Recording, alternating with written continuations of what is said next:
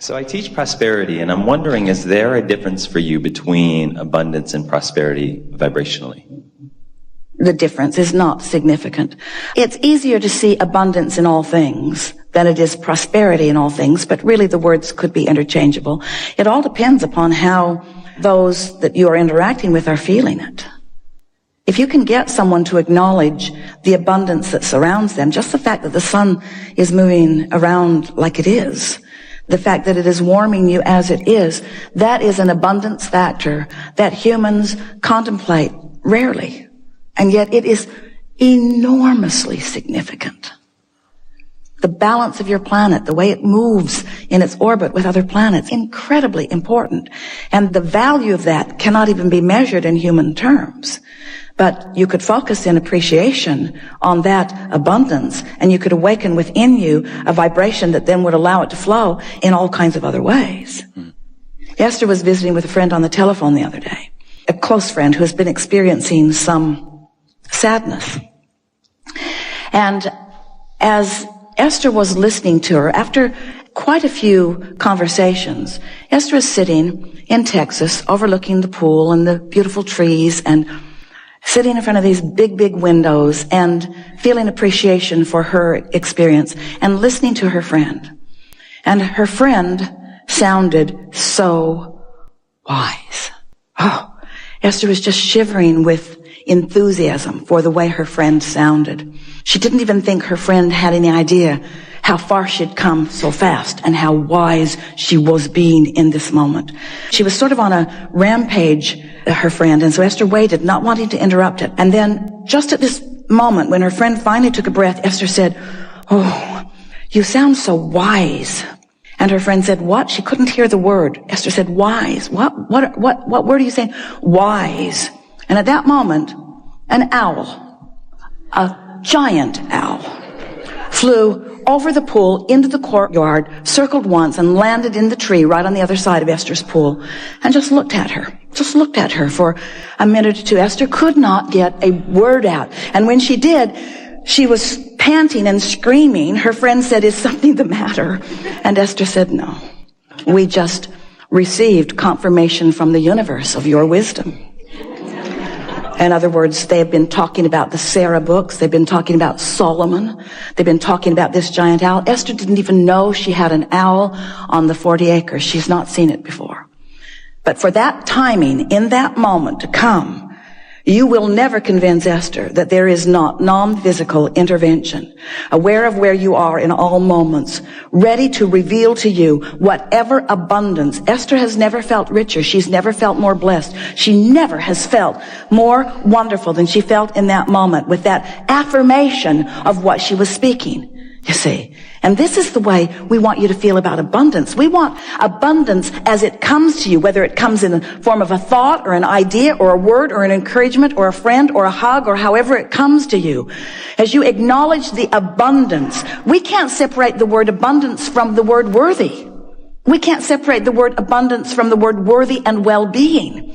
It's just the achieving of a state of being that lets, right where I am, the best stuff in to punctuate where I am right now. And the universe has the ability to punctuate in ways that you will know it's punctuating, not in generalities. This was not just a freakish circumstance. This was not just a funny convergence of an owl flying by and decided to stop by and stare into Esther's heart.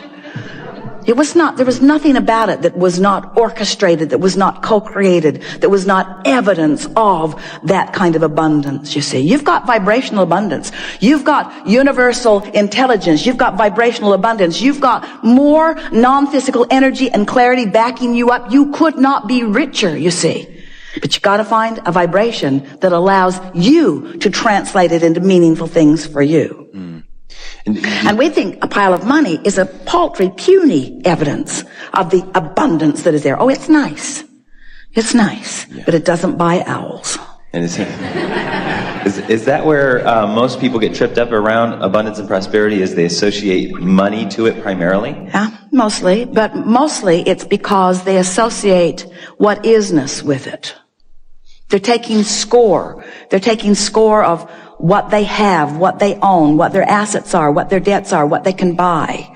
So they're making it all about manifestation instead about vibration. Nice. You have to make it about feeling and about vibration. That's why we said, what does abundance feel like? It feels like being blessed. It feels like being able. It feels like being capable. It feels like being able to do what you want to do. But if it feels like not having to do what you don't want to do, that's not abundance. If it feels like not having to live someplace you don't want to live, that's not abundance. It feels like that and that and that and that. For a while, we were encouraging a creation box. Just get some sort of a container and tear out pictures of things or write notes to yourself, things that represent how you want to feel. And Esther found one of her creation boxes the other day. She hadn't looked through it in a long time.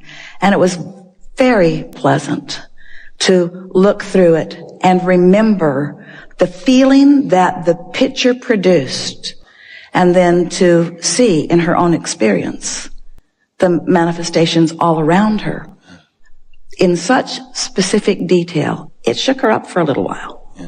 It shook her up in the sense that it made her realize the power of focus, the power of desire, the power of an inspired action, but most of all, the power and the desire and the compassion of non-physical energies to support you in whatever matters to you. That's why we say abundance is tied in with worthiness, because if you're not letting it in, it doesn't matter how much is lined up outside your door. You got to figure out how to get the door open. So the word attachment seems to want to play in the conversation here.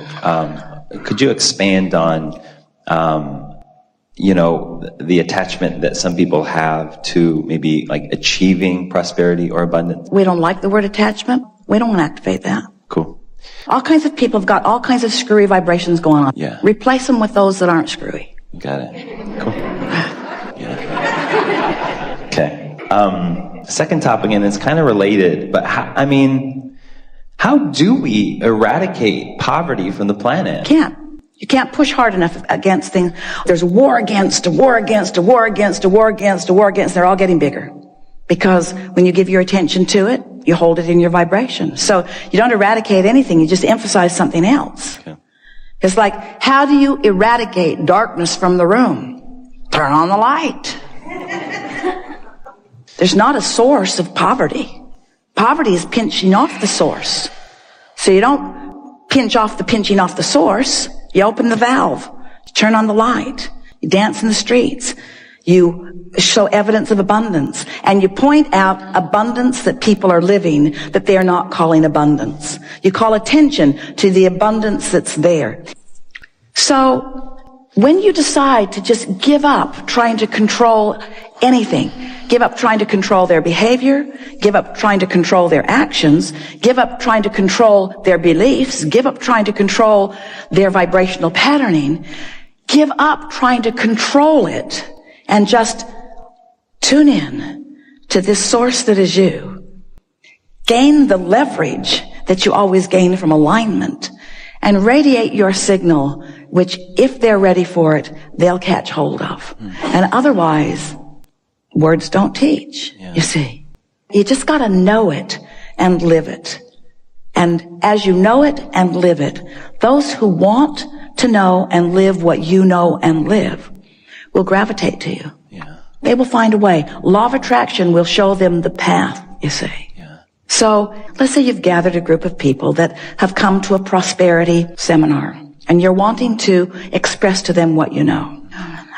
We would say, I want you to forget everything that you think you know about where you stand in relationship to where you want to be. Because I know for sure that you have a distorted view of yourself. So I don't really want to talk too much to you about where you are, because I am assuming that the fact that you're here means you want something different. And I don't want to keep beating the drum of where you are, because it will just make it harder for you to hear what's coming next. So this is a simple premise of my abundance seminar. It's everywhere. You're on a treasure hunt. It's available to you. You just haven't been looking in the right places. I'm going to show you where those places are. That's how we would approach it. And then eventually you got to get to what we talked about this morning. Yeah. It's a vibrational place. It's an emotional place. It's a feeling place. Abundance is first a feeling. Without the feeling, the evidence cannot come. But once you get the feeling, then the absence of the manifestation, the sting is gone, and then the fun of watching it begin to roll in. You've experienced it. We know you have. Especially when you're new to this material. When you're new to it, your expectation is greater, you see. And when your expectation is greater, then your desire moves faster into fruition. We have a question for you. Yeah. What kind of abundance are you seeking for them? What richness are you wanting to guide them toward? Good question. So what showed up was inner freedom. Yeah. Alignment. Yeah. Alignment. That's the abundance that you want to guide them toward. Because if you can help them tap in to the stream that provides everything, we think sometimes that the subject of financial abundance is the hardest subject to start with, because it's the subject that is showing you evidence all day, every day. So if you could start with something easier, can you think of anything? I mean, from your teachings, appreciation and gratitude are the ways that I get instant prosperity and abundance in my field. Yeah, but that's so boring. When you need money and you've come to abundance seminar and somebody starts babbling about appreciation. All right. So for me, it's like puppies and kids and being around the ocean. I mean, that's... Yeah. We agree with you. But we're talking about how can you convey to someone that they are the vibrational basis of what comes to them.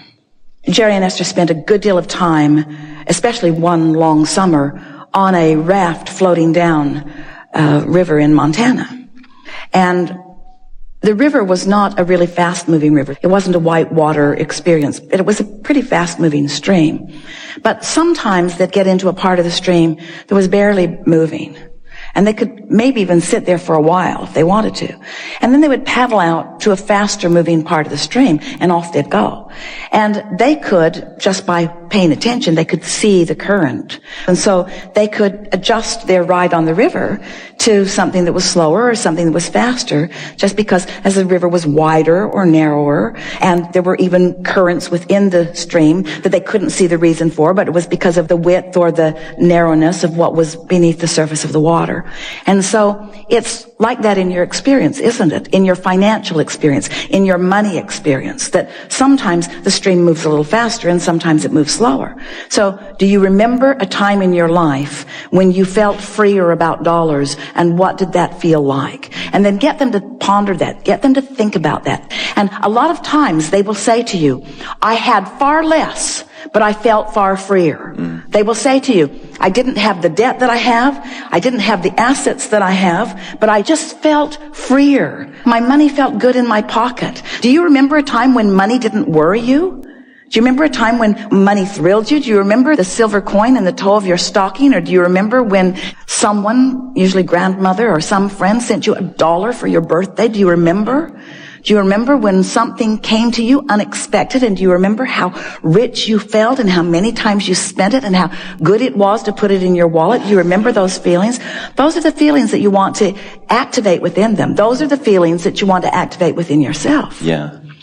Yeah, part of the program is also interviewing prosperity and abundance teachers. Would you be willing to be interviewed by me? We have no money.